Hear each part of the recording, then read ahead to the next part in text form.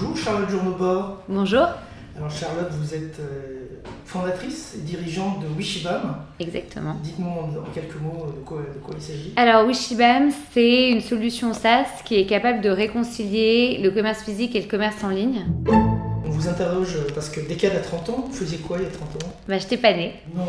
J'ai 29 ans, donc j'étais presque née, j'étais en cours de fabrication quoi. Et votre premier achat en ligne, alors est-ce que vous vous en souvenez? C'était quand? C'était où? C'était sur quel site? C'était pour acheter quoi? Franchement, j'ai aucune idée de quel était mon premier achat en ligne. Et d'ailleurs, je pense, pour rebondir là-dessus, que c'est un peu le problème de l'achat en ligne. C'est qu'aujourd'hui, il y a tellement... Enfin, l'achat en ligne, ce qui le qualifie, c'est la praticité d'achat et c'est pas l'expérience d'achat. Et comme c'est pas l'expérience d'achat, c'est pas mémorable. Donc, j'ai aucune idée de quel était mon dernier achat en ligne. Globalement... Le premier. Ouais, mon premier, mon dernier non plus. Et justement, c'est ça un peu qui nous a permis de naître parce que en fait, on s'est dit comment on peut aider les commerçants à apporter en ligne une expérience qui se rapprocherait le plus possible d'une expérience qu'ils pourraient avoir en magasin. L'idée de base, c'est de se dire en ligne, c'est pratique, en magasin, on se sent bien si les retailers font bien leur métier et donc voilà. Et alors comment vous êtes arrivé dans ce secteur, dans ce monde du commerce en ligne? Donc, ma grand-mère avait une boutique Place d'Italie. Quand j'étais petite, je vendais dans sa boutique et elle était plutôt très douée puisque elle avait un taux de conversion de 30% et surtout en fait elle avait un taux de rétention, elle appelait pas ça comme ça, mais voilà, moi, en tant que petite consultante en stratégie, comme je l'ai été après, j'appelais ça comme ça, qui était autour de 90%. Et en fait, à un moment, je me suis quand même dit que c'était fou que ma grand-mère, dans sa boutique de Place d'Italie, malgré le e-commerce, malgré un centre commercial à côté, elle continue à faire autant de chiffre d'affaires. Et en fait, je me suis aperçue aussi que la force de ma grand-mère, c'était la relation qu'elle crée avec ses clients, et que cette relation, elle n'existait pas pendant le e-commerce. Vous nous avez dit que l'expérience d'achat sur Internet, elle n'est pas forcément mémorable, vous nous l'avez dit tout à l'heure. Ouais. Mais si on s'interroge 2 minutes sur qu'est-ce qui est le plus appréciable dans l'expérience d'achat sur Internet et au contraire, qu'est-ce qui est le plus détestable? Dans l'expérience d'achat sur Internet, ce qui est appréciable, c'est la praticité. Globalement, quand tu vas sur Amazon, tu sais que tu vas tout trouver et que tu vas être livré dans l'heure, voire dans les 3 jours. Et que vraiment t'as tout. Ce qui est détestable, c'est que si t'as besoin d'aide, t'as personne pour te répondre. Si t'as des erreurs de produits, tu galères à retourner ton produit si tu veux retourner ton produit. La poste, ils te disent qu'ils sont passés en fait, tu les as jamais vus. Voilà. Donc ça, je trouve ça compliqué. Mais vraiment, moi, surtout, ce qui me manque quand j'achète des produits en ligne, c'est que tu crées pas de relation avec quelqu'un. Et je trouve que c'est dommage et qu'aujourd'hui, c'est de plus en plus fréquent. Et quand on regarde le taux de vacances, du coup, c'est le nombre de magasins qui ferment dans les centres-villes, qu'on voit que ça a augmenté de 57% en 5 ans en France.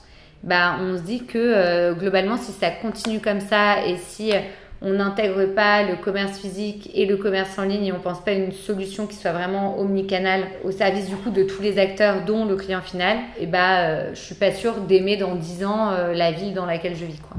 Sur les 30 dernières années, si on essaie de dire quelles sont les principales évolutions du commerce, vous diriez quoi?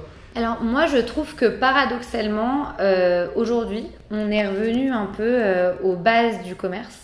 Parce que il y a 30 ans, ou j'ai parlé d'un truc que je connais, il y a 20 ans, quand on allait faire ses courses dans des centres commerciaux, notamment des centres commerciaux de périphérie, en fait, globalement, on allait dans des préfabriqués, c'était pas agréable d'aller faire ses courses. Au même titre que quand tu allais dans une boutique, t'étais pas forcément bien reçu. Parce qu'en fait, il y avait plus de demandes clients que d'offres. Et aujourd'hui, grâce à Amazon, les acteurs du retail ont quand même compris que c'était hyper important de remettre le client au cœur de leurs préoccupations. Et d'ailleurs, moi, je trouve ça un peu aberrant quand tout le monde prend un air inspiré en disant « Non, mais nous, vraiment, nous, on pense client ». Ça y est, le client est au cœur de tout. Mais en fait, le client, c'est la base du commerce, quoi. Je veux dire, la relation que tu crées avec ton client, c'est censé être au cœur de ton métier. Donc déjà, ça c'est un premier point, je trouve que c'est bien, on revient aux basiques du commerce. Le deuxième point, c'est que effectivement, avec la montée de l'e-commerce, les acteurs du retail traditionnel qui considéraient que eux, leur job, c'était d'ouvrir des magasins et que donc du coup, le e-commerce, c'était pas du tout pour eux et qu'ils s'en foutaient, on commençait à se dire que finalement, il fallait l'intégrer dans leur proposition de valeur et que leur client final, s'ils n'étaient pas là quand le client il avait envie d'acheter, juste maintenant le client il allait acheter ailleurs. Donc ils essaient vraiment de réfléchir à une expérience qui soit intégrée et bonne pour le client. Bon, évidemment, grâce à la data, il y a tout un tas de choses que tu peux faire maintenant que tu ne pouvais pas faire avant, notamment créer des offres promotionnelles pour tes clients, spécialisées en fonction de ce dont ils ont besoin, ce dont ils ont envie. Tu peux aussi réfléchir à des produits qui plairont plus à des gens d'une ville qu'à une autre.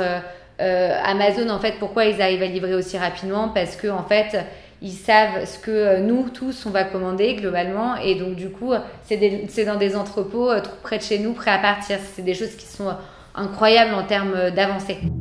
On s'est projeté 30 ans en arrière tout à l'heure, là on parle de l'expérience d'achat aujourd'hui. Si on se projette dans 30 ans, comment vous le voyez, le commerce dans 30 ans? En fait, je trouve que c'est hyper compliqué de répondre à cette question parce que ça dépendra de plusieurs choses. Ça dépendra pour moi des acteurs du retail, de comment ils l'abordent, comment ils ont envie de le faire.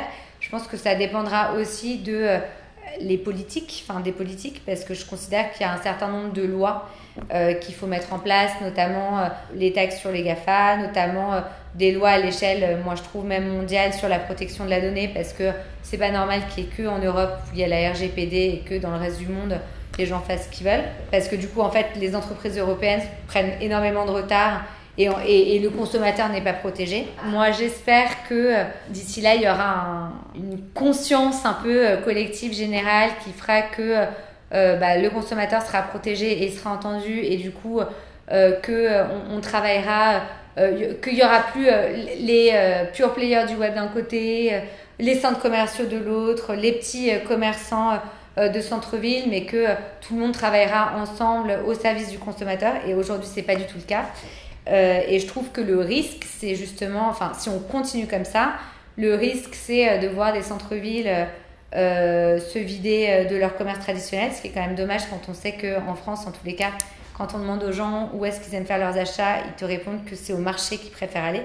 Donc, tu auras peut-être des marchés, mais tu n'auras plus de magasins, ou très peu de magasins. Je pense que c'est important de travailler ensemble. D'ailleurs, c'est pour ça que moi, je suis rentrée en tant que coprésidente du CNCC NextGen. Le CNCC, c'est le Centre national des centres commerciaux. Et en fait, l'idée, c'est de voir comment on peut travailler avec les enseignes, mais aussi avec les villes, avec les petits commerçants pour penser le retail ensemble et pas chacun dans son coin. Parce que globalement, quand le commerce de centre-ville va mal, les enseignes vont mal aussi. Et quand les centres commerciaux vont mal, les enseignes... en fait, tout est lié. Et donc, je pense que c'est important là de le rappeler.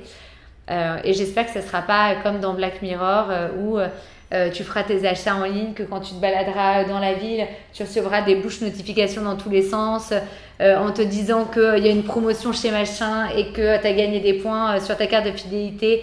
Et un système un peu comme ce qu'on commence à avoir en Chine quand même, où les consommateurs sont notés, mais ils sont notés aussi...